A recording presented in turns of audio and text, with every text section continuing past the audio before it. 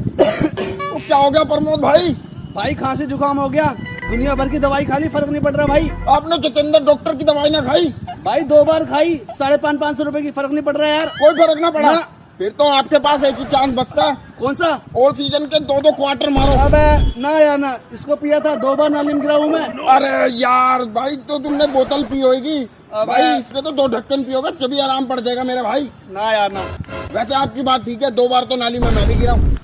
ले लो, फिर भी आपकी दवाई ठीक हो जाएगी। इससे तो बहुत कुछ ठीक हो जाते हैं। शराब भी प्रमोद भाई ले लो, इससे धन दौलत शोहरत चलेगी, तेरी खांसी जुकाम क्यों ना जाएगी।